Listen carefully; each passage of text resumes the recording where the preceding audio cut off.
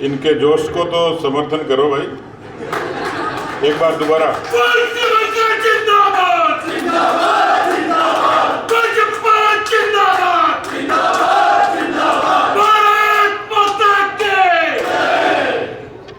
Natural sound system है।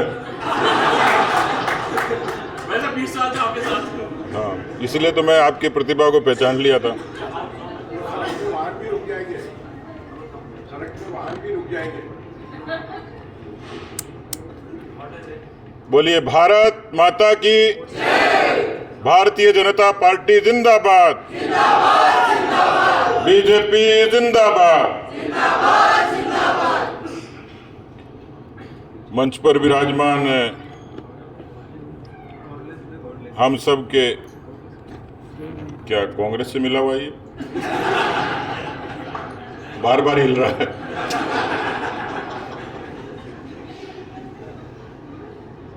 हम सब के अग्रज, जिनका परिचय अभी अविनाश जी ने कराया विस्तार से, जिनसे हमने सीखा, और बहुत ही लब्ध प्रतिष्ठित चार्टर्ड अकाउंटेंट, बहुत वर्षों से विश्वविद्यालय से लेकर और पूरे देश भर में नाम से परिचित है और काम से भी, आदरणीय सुनील भार्गव जी, भाई हीरेंद्र जी, जिस हरियाणा के चुनाव में अभी यहाँ जिक्र हुआ, उसमें चुनाव जीतने के लिए जितने कारक होते हैं वो सब इस्तेमाल किए, क्योंकि जब युद्ध होता है तो उसमें फिर हर किसी का उपयोग होता है। एक परिस्थिति ऐसी बनी थी कि वहाँ पर सोशल मीडिया की टीम की आवश्यकता थी। हीरेंद्र जी को रात को फ़ोन किया और ये पूरी टीम के साथ वहाँ आए। हरियाणा के चुनाव जीतने में हमारी सोशल मीडिया की टीम का बड़ा अच्छा उपयोग हुआ था। नार सिंह जी हमारे बहुत ही पुराने अजीज मित्र हैं और बहुत लंबे अरसे से काम कर रहे हैं अच्छे तरीके से। राष्ट्रीय युवा मोर्चा में भी रहे और पार्टी में ज़िले से लेकर प्रदेश तक सभी काम आपके बीच में कर ही रहे हैं। हमारे विशिष्ट जी, वैसे तो वशिष्ठ हैं लेकिन मेरे लिए विशिष्ट हैं, क्योंकि ये मेरे गांव के हैं। और अच्छा लगता है कि कई बार ये होता है ना, किसी गांव में कोई मास्टर पढ़ाता है, फिर उसका तबादला हो जाता है या वो गांव छोड़ के चला जाता है, फिर गांव वाले कहते हैं जी उसी को वापस बुलाओ। तो प्रमोद वशिष्ठ जी को पार्टी ने मीडिया के लिए वापस बुला लिया, अच्छा काम करते हैं। हमारे अविनाश जी तो है ही, बीकानेर के रसगुल्ले प्रसिद्ध हैं, वैसा सही काम है इनका, मीठे हैं मेरा मतलब। पता लगे इनकी सेहत को देख के करो ये भी रसगुल्ले बनाते हैं क्या। विकास जी और क्या मनीषा जी, एक बार सबके लिए ताली बजाओ, इनका उत्साह बना रहे, इनका उत्साह बना रहे और आपका भी बना रहे, ताकि मुझे झेलते रहो आप लोग। तो अभी अविनाश जी ने भी, हीरेंद्र जी ने भी और सुनील भार्गव जी ने भी वन नेशन वन इलेक्शन पर पूरी बात कह दी।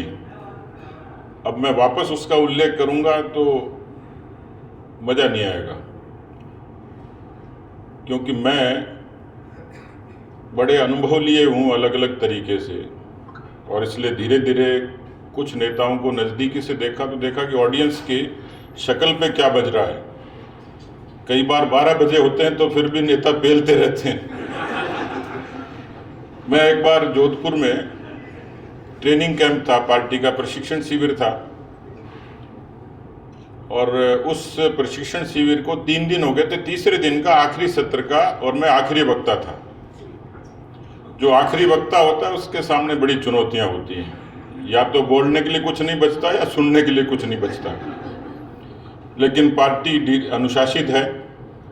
यहाँ भी जैसे आप लोग बड़े अच्छे बच्चे की तरह बैठे हो, दरवाजा भी है कि जाओगे तो कहाँ जाओगे, बाहर सुनील जी ने 2 आदमी खड़े भी कर रखे हैं, नाश्ता भी अंदर ही करा दिया कि उसके बहाने से भी बाहर नहीं जाए।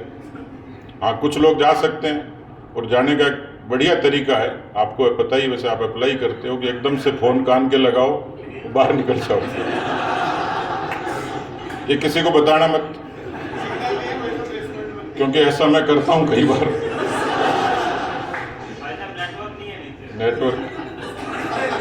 नेटवर्क किसने देखा है? आदमी दो ही स्थितियों में जाता है, जब घरवाली का फोन आ जाए तब उठ के चला जाता है। तो जोधपुर का प्रशिक्षण शिविर था और 3 दिन हो गए थे, सब लोग बाड़े में बंद थे, मतलब एक जगह। मेरा आखिरी सत्र था मुख्य अतिथि के नाते। दोपहर का भोजन था। अभी तो अविनाश जी ने अच्छा किया कि ये सत्र एक साथ ही है, भोजन बाद में है। चलो एक काम तो ठीक किया, नहीं तो अभी नाश्ता कराया, रोटी और खिला देते तो फिर यहाँ संख्या गिननी पड़ती। तो मेरा नंबर आया आखिर में, तो मैं जब बोलने के लिए खड़ा हुआ तो एकदम से, जून का महीना था, अच्छा आखिरी सत्र था, बढ़िया भोजन था, माहौल अच्छा था, तो मैंने एकदम से मेरी निगाह पड़ी, कुछ लोग नींद के झटके ले रहे थे। अब आदमी बोलने के लिए खड़ा हो, नहा धो के अच्छे स्पिरिट के साथ में, सामने आदमी सोता हुआ नजर आए, तो आप कल्पना करिए उस मानसिकता का। तो मैंने किसी पड़ोसी को इशारा किया, मैंने कहा भाई जगाओ इनको। उन्हें हिला के जगाया उसको। मैंने कहा भाई सो क्यों रहे हो? वो मेरे पर नाराज हो गया, बोले क्यों जी, आपको क्या तकलीफ है?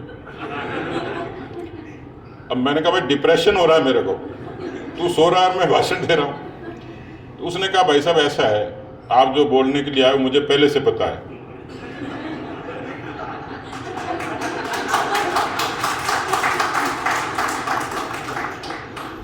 मतलब आदमी ज्योतिष भी है, अच्छा भोजन करके भरपेट करके सो भी रहा है, और एस्ट्रोलॉजर है पक्का एक नंबर का कि मैं क्या बोलने वाला। मैं कहा चल बता क्या बोलने वाला। बोला आप यही तो कहो कि संगठन को मजबूत करो, देश को आगे बढ़ाओ, ये मेरे को पहले से पता है, तो मैं अपनी नींद क्यों खराब करूं? तो देखो माहौल तो ऐसा सही है कि ये 1 नेशन 1 इलेक्शन, कितने लोग हैं जिसको नहीं पता ये भला क्या है? कोई ऐसा जिसने सुना ही नहीं हो कि ये अफलातून शब्द कहां से आ गया? कोई ऐसा जिसको 1 नेशन 1 इलेक्शन, एक राष्ट्र एक चुनाव पता नहीं है? फिर यार एक बात बताओ, एक आदमी ने हाथ खड़ा नहीं किया, इसका मतलब सब ज्ञान है आपको? सुनील जी भाई साहब आज का ही खर्चा क्यों किया? रॉयल बाग बुक किया, नाश्ता अलग, और उसमें हलवे भोजन में हलवा वगैरह भी है। तो ये तो बड़ा विचित्र काम हो गया। लेकिन अच्छी बात है, क्लास में पढ़ाने जाए, बच्चे पहले से ही इंटेलिजेंट हों तो फिर अपना काम आसान हो जाता है। तो मैं एक बार ताली बजाओ जोरदार से।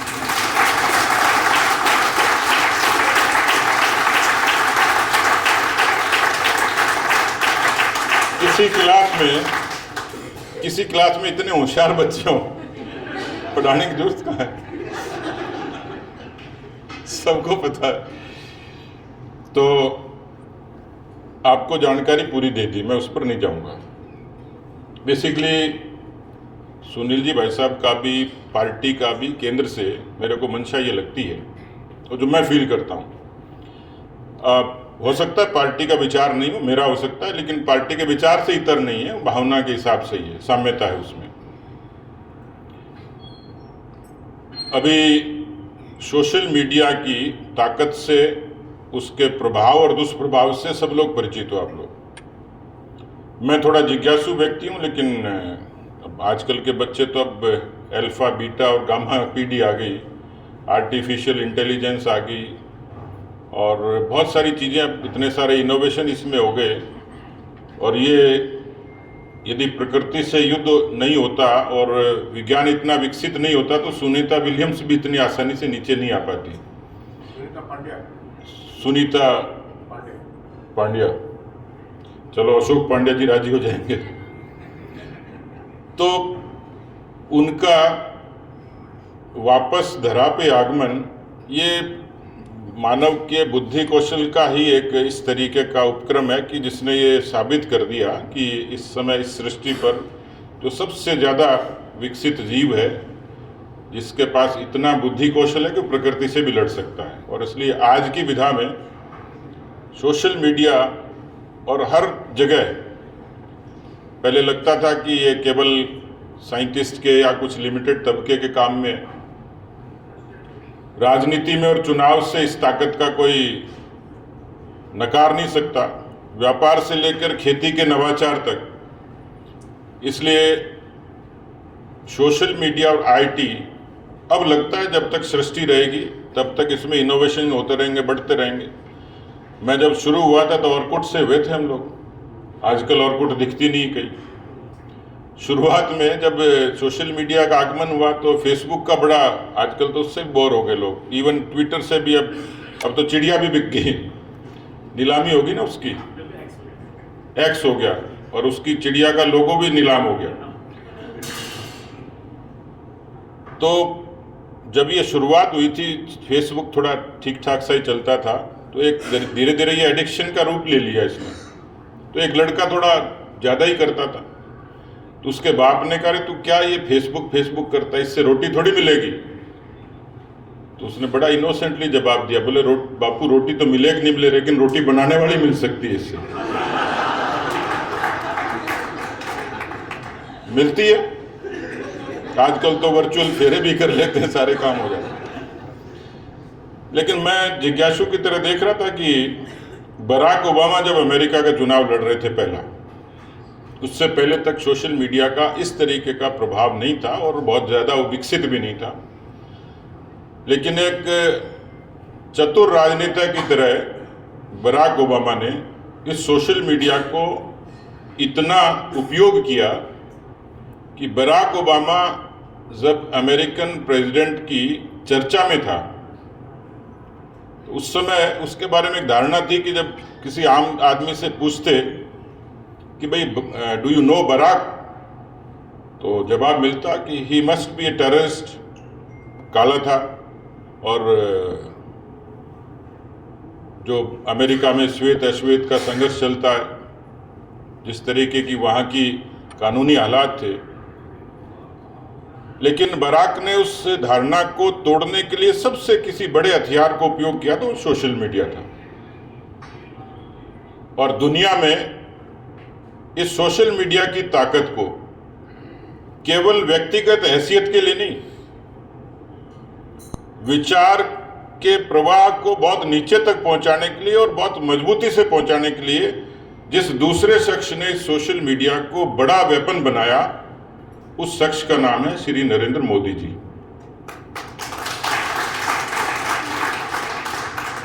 मैं आज से 5-7 साल पहले, और मुझे आश्चर्य हुआ, मैं तो थोड़ा जिज्ञासु हूँ, ठीक ठाक काम चला लेता हूँ, मैं भी कोई एक्सपर्ट नहीं हूँ, और बच्चों से ही पूछ पाछ के भाई आजकल क्या चल रहा है, इतनी सी जिज्ञासा थी। तो मैं या मेरे जैसे कुछ लोग, हालांकि बच्चे आज मजाक करते हैं कि आप तो 18वीं शताब्दी के हो, हम 22वीं के हैं, जब कई बार कन्फ्लिक्ट होता है ना पीढ़ी में, क्योंकि उनको बहुत चीज़ों की जानकारी है, हमसे ज़्यादा है। तो हम लोग जो सामने, जो मंच के सामने जो बैठे थे ऑडियंस में, तो हमें लगता था कि यार ये मंच पे जो बैठे बूढ़े लोग हैं, हमें ज़्यादा ज्ञान है। मैं ताज्जुब कर गया कि प्रधानमंत्री जी ने सोशल मीडिया पे पौन घंटे का सेशन लिया, और मुझे लगता है कि एलन मस्क भी नतमस्तक हो जाता कि 72 साल का बुजुर्ग व्यक्ति जो उस पीढ़ी में पैदा हुआ और सोशल मीडिया को इतने तरीके से एक्सप्लेन करे। तो ये ताकत है, इसकी सुविधा दुविधा दोनों ही है, हानि और मानहानि दोनों ही है। किसी के परखच्चे उड़ाने हो तो तुरंत सोशल मीडिया हाजिर है, मीडिया वाले कुछ करें कि नहीं करें, लेकिन ये आदमी के पास सीधा साधा हथियार है। इसलिए मैं आज इस मंशा के साथ, शायद सुनील भार्गव जी ने कहा भी है और दिल्ली की भी जो मंशा है, जो शुरुआत हुई, तो मैं इस सभा का वास्तव में अतिथि हूँ, मेरी कोई तिथि नहीं थी आने, क्योंकि मुझे प्रदेश अध्यक्ष जी का फोन आया, भाई साहब कहाँ हो। अब और को तो झूठ बोल सकते हैं, कई बार वह घरवाली से भी जोखिम ले सकते हैं झूठ बोलने का, हालांकि उनकी अपनी जासूसी संस्थाएं हैं। लेकिन अध्यक्ष जी ने कहा तो मैंने कहा जी जयपुर हूँ। तो बोले भाई साहब एक काम करना पड़ेगा। तो मैंने कहा आदेश करो आप। तो मेरे को 10:30 बजे 11 बजे करीब फ़ोन आया कि 12 बजे और ऐसे ऐसे कार्यक्रम, मुझे कहीं जाना पड़ रहा है तो आपको वहाँ कार्यक्रम में जाना है। तो मुझे याद आया हमारे जोधपुर में एक विधायक थे कैलाश बंसाली जी। तो हर आदमी किसी न किसी सीखता है। तो मैंने उनका एक चरित्र, बहुत सीधे सज्जन थे, जोधपुर से विधायक रहे, चार्टर्ड अकाउंटेंट थे। मैं उनके यहाँ एक बार मिलने के लिए गया। तो मिलने के बाद जब कहीं हमें जाना था जोधपुर शहर में, तो वो साथ में अपने अटैची ले आए, ब्रीफ के साथ में गाड़ी में बैठ के। तो मेरे से रहा नहीं गया। मैंने कहा भाई साहब जोधपुर में चल रहे हैं तो ब्रीफ केस किस लिए? बोले भाई साहब पता नहीं कब काम आ जाए। तब तो मैंने गौर नहीं किया कब काम आ जाए, मैंने ज़्यादा गौर नहीं किया, मैं अपना कार्यक्रम किया और चले गए। वो कुछ अरसे बाद जब एक्सपायर हो गए तो बैठने के लिए गया, तो उनके जब चर्चा चली तो मैंने उनके पुत्र से पूछा, मैंने कहा जी वैसे तो बहुत सज्जन, अच्छे, सब नेक व्यक्ति, विचारधारा के प्रति प्रतिबद्ध, लेकिन एक थोड़ी मेरी जिज्ञासा रह गई, उनसे पूछ नहीं पाया, आप यदि बता सकते हो तो बताओ। तो उन्होंने कहा कि वो इस शहर के रेडीमेड मुख्य अतिथि थे। कैलाश बंसाली जी जोधपुर के रेडीमेड मुख्य अतिथि थे। मैंने कहा कैसे? 5 बजे प्रोग्राम है तो काका जी के पास, काका जी बोलते हैं, काका जी के पास फोन आता था कि भाई साहब शहर में ही हो क्या? बोले हाँ शहर में ही हूँ। अच्छा, बुलाने वाला क्या करता है? प्रधानमंत्री से शुरू करते हैं, टाइम नहीं मिलता, फिर मुख्यमंत्री का भी नहीं मिलता, घूम फिर के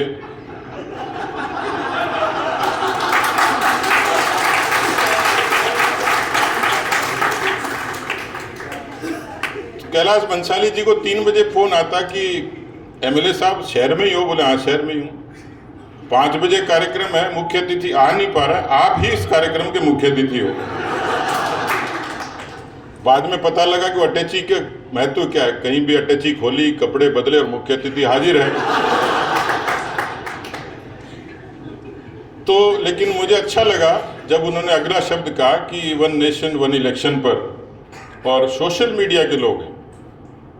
तो मैं हूं तो 18वीं शताब्दी का, लेकिन सोच मेरी 22वीं शताब्दी की है। और इसलिए मुझे लगा कि इस अवसर को छोड़ना भी नहीं चाहिए।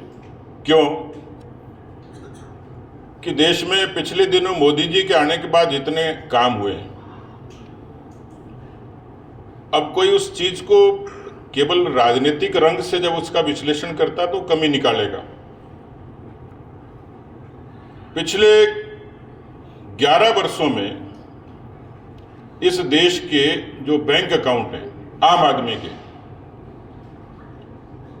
उसमें 60 करोड़ लोगों के नए खाते खुले। आपको और मेरे को लग सकता है कि बहुत छोटी बात है, लेकिन किसी आम आदमी का जो बैंक के शीशे को अंदर पुश करके और ये हिम्मत के साथ कहे कि मेरा अकाउंट खोल दो, संभव नहीं था। मैं जब कॉलेज में आया तो मैं देखता था कि शहर के बच्चों के राजस्थान बैंक में, महाराजा कॉलेज में, उस ब्रांच में खाते होते थे। मैं बड़ी हसरत से देखता, एक दिन मैं भी हिम्मत करके चला गया तो मैनेजर ने मुझे भगा दिया कि कोई रेफरेंस है, यहाँ बैंक का कोई अकाउंट है तो उस अकाउंट का कोई आपका सिक्योरिटी देने वाला है? नहीं था। तो मैं बरसों तक बैंक, कई दिनों तक जद्दोजहद करता रहा कि मेरा खाता खुल जाए। कहने का मतलब ये है, बात छोटी है, असर बड़ा है। इसलिए जो प्रधानमंत्री, किसी ने कहा उस समय के तत्काल प्रधानमंत्री ने कि 1 रुपया भेजता हूं और 15 पैसे नीचे पहुंचते हैं, 85 पैसे कहां जाते हैं, कोई अकाउंटेबिलिटी नहीं थी। आज मोदी के उस नवाचार से 1 का 1 रुपया हिंदुस्तान के उन 60 करोड़ खातों में यूं का यूं जमा हो गया। ये सामान्य बात नहीं। ये बहनें बैठी हैं, शहर की हैं,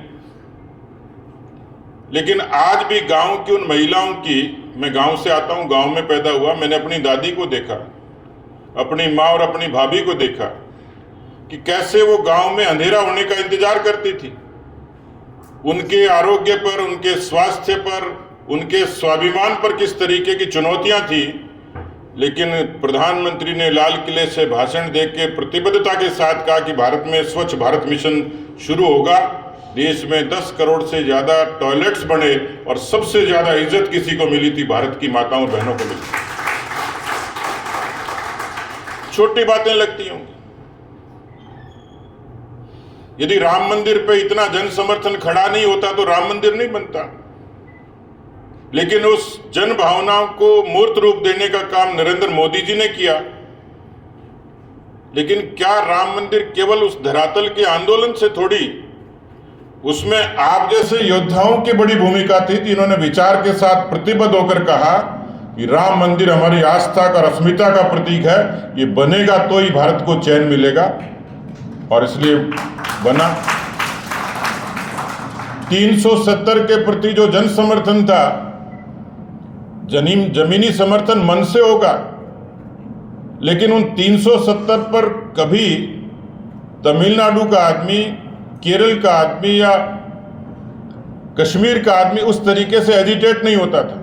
उसकी सीमाएं थी, मर्यादाएं थी। लेकिन कश्मीर से कन्याकुमारी तक, अटक से कटक तक सोशल मीडिया के योद्धाओं ने इस तरीके का एक जनज्वार खड़ा कर दिया कि भारत की सरकार को भी 370 को खत्म करना पड़ा।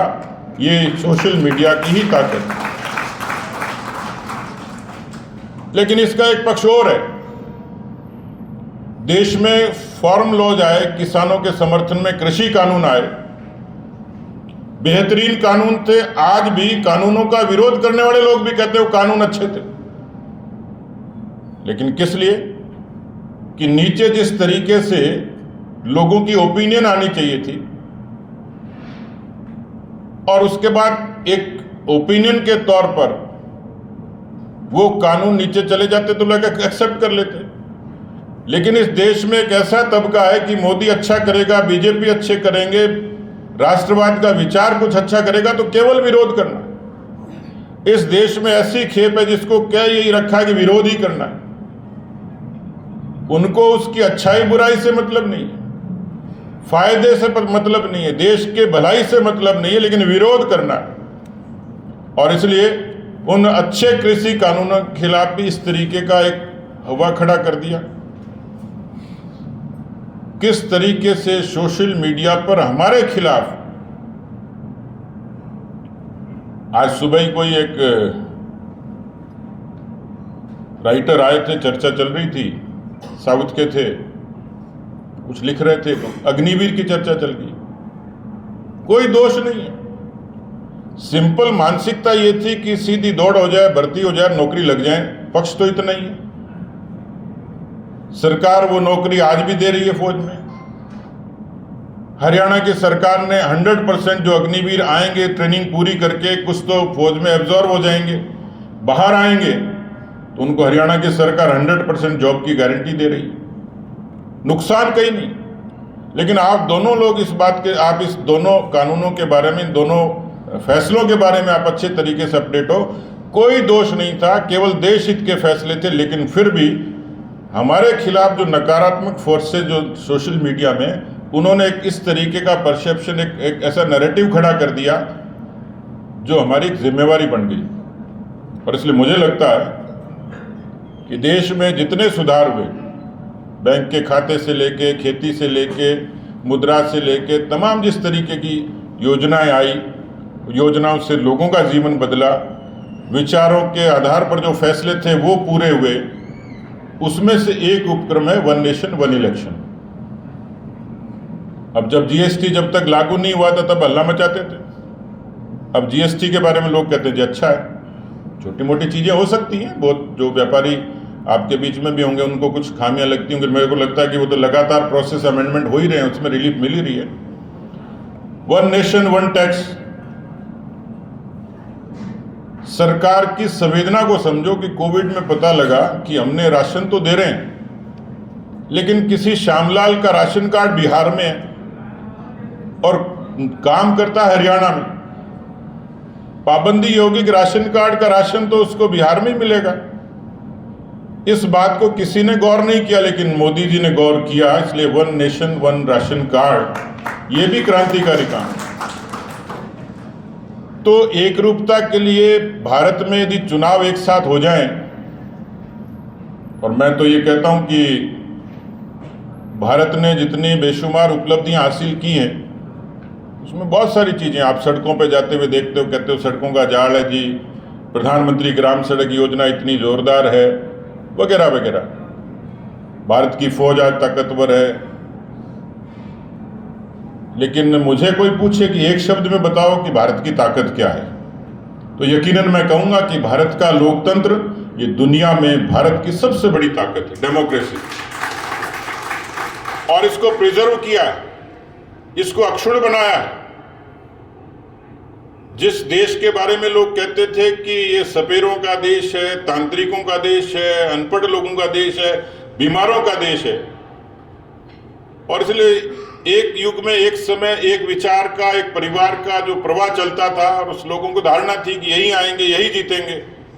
एक मिथक था देश में कि केवल कांग्रेस पार्टी को राज करने का हक है, यही पार्टी आएगी।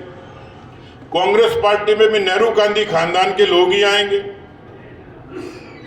लेकिन इसी देश ने, इसी देश के उन्हीं अनपढ़ लोगों ने, उन्हीं कमजोर गरीब लोगों ने 1977 में, जब इस देश में 1975 में आपातकाल लगा, इस देश के लोकतंत्र की अक्षुण्णता के लिए उन्हीं लोगों ने उस तानाशाह को इस वोट की ताकत से उखाड़ फेंका था। इसलिए लोकतंत्र हमारा प्राण है, हमारे डीएनए में। और आज से नहीं, बरसों बरस से जब भारत बना, गणराज्यों की एक संकल्पना से लेकर गांव चौपाल तक लोकतंत्र भारत की मिट्टी में, कण कण में बसा हुआ है।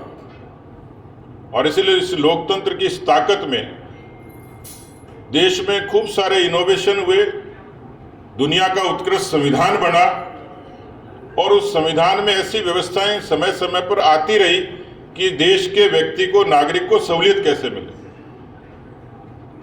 भारत के संविधान में सारे प्रावधान हैं, पर समय समय पर उसमें कुछ ऐसे प्रावधान भी आए जिसने देश के नागरिकों को सहूलियतें देने का काम किया, देश की तरक्की के लिए काम किया। और इसलिए 2003 में जब एनडीए की सरकार थी, अडवाणी जी गृह मंत्री थे, उस समय एक संकल्पना हुई कि जो बार बार ये चुनाव होते हैं, इसमें देश की एक बड़ी आबादी की ओपिनियन है कि क्या ये चुनाव एक साथ नहीं हो सकते। आप और मैं कई बार जाते ना, खुद ही थक जाते हैं। लोकसभा के वोट मांगे, फिर विधानसभा के मांगे, फिर निगम के मांगे, फिर पंचायत के मांगे।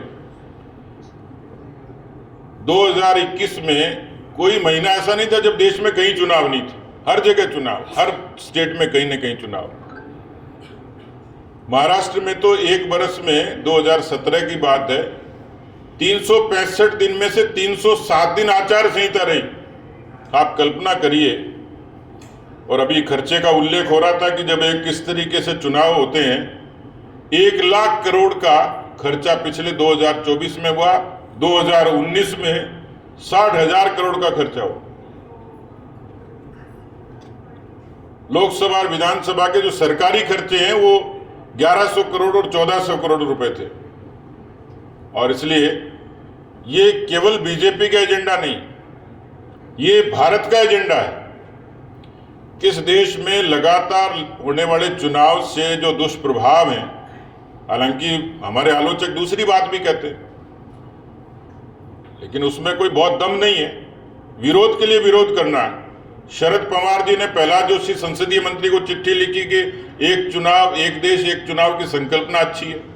2015 में कांग्रेस के एक नेता थे, उन्होंने इस बात को अप्रिशिएट किया। तो ऐसे बहुत लोग हैं, लेकिन केवल विरोध करना इसी का प्रमाण है कि कांग्रेस के लोगों ने जब इसका समर्थन किया, आज वही लोग, उन्हीं के अलायंस के लोग इसका विरोध करते हैं। क्यों करना? कि ये बीजेपी का है, बीजेपी का एजेंडा, ये मोदी सरकार का एजेंडा है।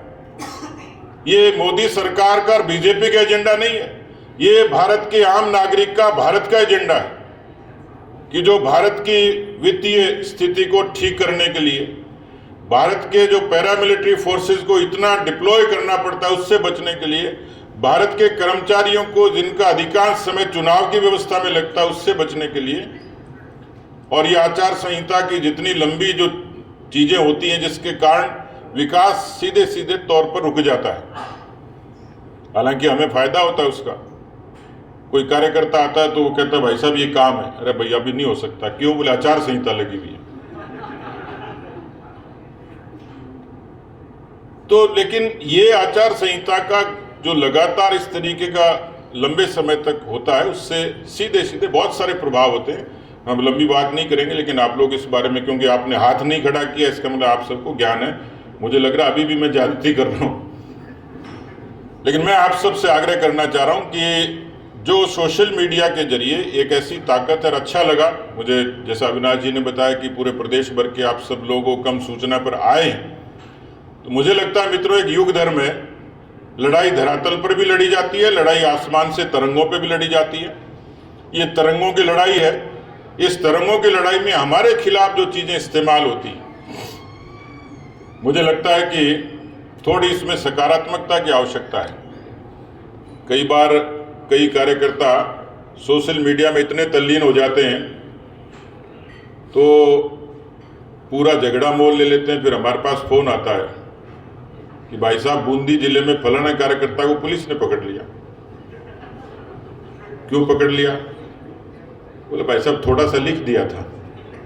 मैंने कहा थोड़ा नहीं, पूरा ही लिख दिया था। कई ऐसे लड़ पड़ते हैं, आजा देख लेंगे तेरे को चौराहे पर, भाई लिखने की जरूरत ही नहीं है ना। हमारी अपनी कंस्ट्रक्टिव बात को, पॉजिटिव बात को अच्छे तरीके से नीचे तक लोगों तक पहुंचाना, और जब ताकत बन गई और हमारा इतना विस्तार हो गया कि हम आज फॉलोइंग के नाते भी दुनिया की और देश की सबसे बड़ी पार्टी हैं। और मेरे ख्याल से अजय जी सोशल मीडिया के उस पर भी हम दूसरे दलों से तो बहुत आगे हैं। वो सो के उठते हैं तब तक अपना अपना काम कर चुके होते हैं। तो मेरा आपसे आग्रह है कि आज आपको बुलाने का मकसद ये है कि आप लोग वो वॉरियर हो, वो योद्धा हो। इसमें मुझे खुशी है कि इसमें एनजीओज के लोग भी हैं, पार्टी के लोग भी हैं और बाकी सामाजिक लोग भी हैं। मेरा आपसे आग्रह है कि पहली बात तो ये बीजेपी का फंक्शन नहीं है, बीजेपी का कार्यक्रम नहीं है, बीजेपी का एजेंडा नहीं। इसको समाज के हर तबके को जोड़ना है।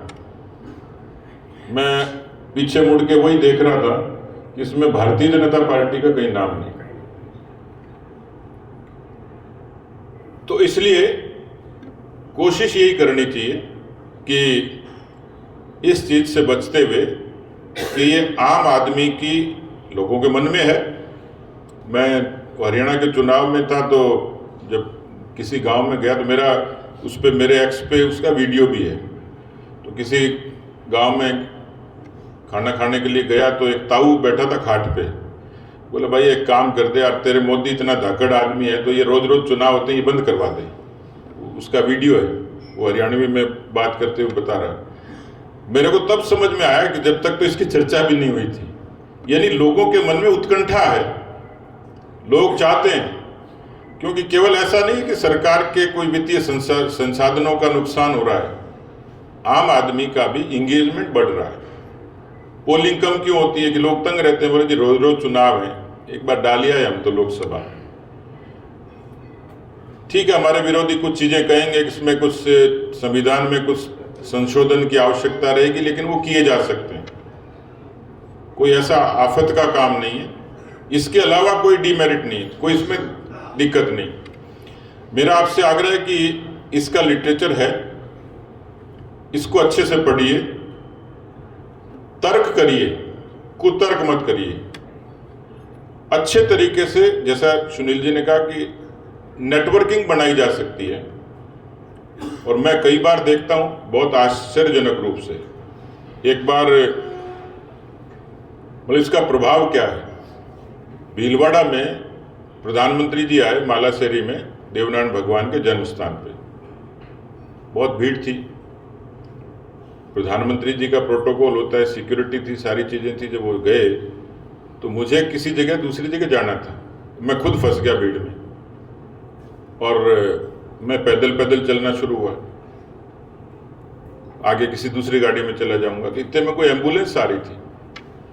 अब इतनी भीड़ थी कि एम्बुलेंस को भी लोग रास्ता नहीं दे रहे थे। तो अब मैं करता क्या, कार्यकर्ता ही तो हूं, तो मैंने उस एम्बुलेंस के लिए रास्ता बनाना शुरू किया। मैं कोई रील के लिए या वीडियो के लिए नहीं, स्वाभाविक रूप से ही पैदल ही जा रहा था, पीछे एम्बुलेंस आ रही थी, तो बनाना शुरू किया। कब किसने वीडियो बनाया मुझे भी नहीं पता।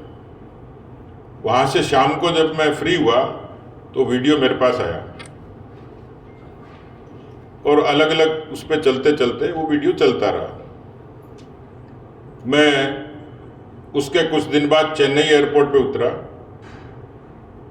जब जा रहा था तो एक सज्जन आए, बोले जी मैं सेल्फी ले लूं, तो मैंने ले लो।